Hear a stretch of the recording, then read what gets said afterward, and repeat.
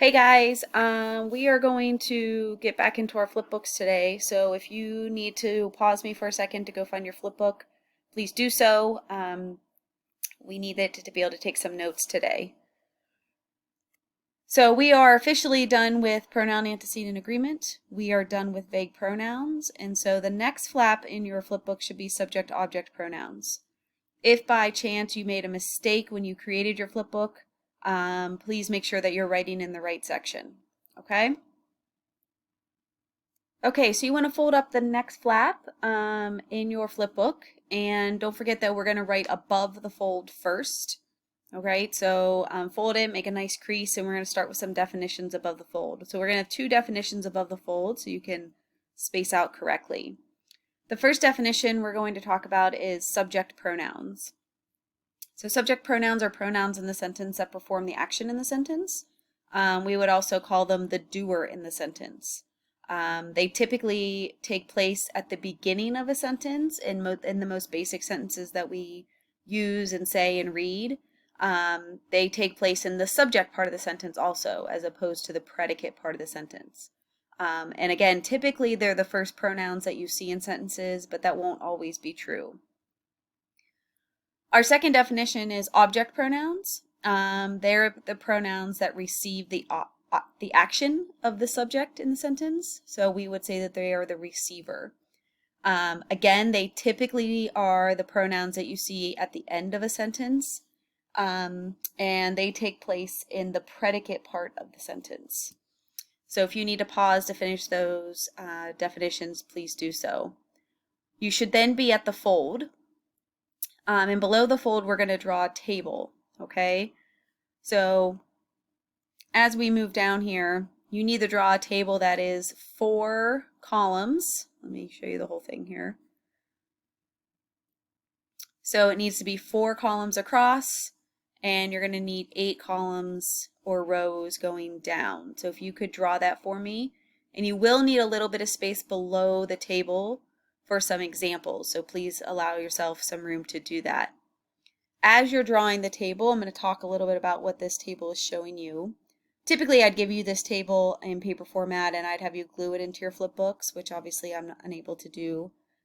So I'm sorry that you guys have to draw it, but it is really important that you have this reference for yourselves. So the top part's going to be subject pronouns. Again, these are going to be the pronouns in a sentence that are doing the action, like I called, he ran, she skipped, they jumped, we yelled. Okay, so these things are the ones that are doing the action in the sentence. And you'll see here that I have singular and I have plural. And then I also have ones that fit different points of view, first, second, and third person. Okay, the bottom part of the chart is your, it's going to be the object pronouns. All right, and again, they're going to be the ones that are receiving the action of the subject. Okay, so I said up here, I said, we yelled at them. Okay, so I could say we yelled at them. We would be my subject pronoun. Them would be my object pronoun because they're being yelled at. Okay, so they're receiving the action of being yelled. They called you. Okay, so they is my subject pronoun. They called. Okay, so they're doing the action, and you are receiving the call. Okay, so you're receiving the action.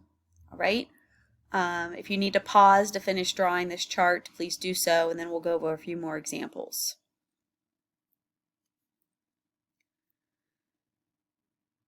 So I want to show you an example. I'm using the same sentence twice here to show you subject and object. Okay, so my sentence says Sally called Dr. Seth Cooper. Okay, so Sally in this case is going to be my subject. Okay, the action or what she's doing is she's calling. All right, so she's the subject, she's calling, and Dr. Seth Cooper is my object because he is receiving the call. All right, so if I wanted to replace the subject with the pronoun, okay, Sally is singular and female, so my pronoun needs to be singular and female. If you go up to my top part and you look here, Okay, what pronouns do I have that are singular and female? I have she and I have her. Okay, one of them is a subject pronoun and one of them is an object pronoun. If I'm replacing the subject in the sentence, then I need to choose a subject pronoun. All right, so it needs to be singular, it needs to be female, and it needs to be subject. So she would be the pronoun that I would use to replace Sally. So I would say she called the doctor, or in this case, Dr. Seth Cooper. So if I look at the same sentence, all right, Sally called the doctor Seth Cooper. Same thing. Sorry, that's a poor sentence. I apologize for that. Same thing. So Sally is my subject. Dr. Seth Cooper is my object. Okay, he is receiving the call. All right, so he's receiving the action. So Dr. Seth Cooper is a singular male and he's the object. So up here, if I look at singular male pronouns, I have he, I have him, okay? I need object, which means my answer is going to be him. So my choices are he and him.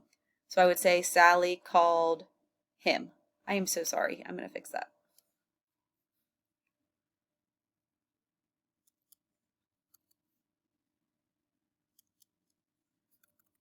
Okay, that makes me feel better. Sorry about that, guys. Okay, so when I'm replacing a subject, right, I have to identify if it's singular or plural. I have to identify if it's male or female. And then I have to decide if I'm looking for a subject or an object pronoun.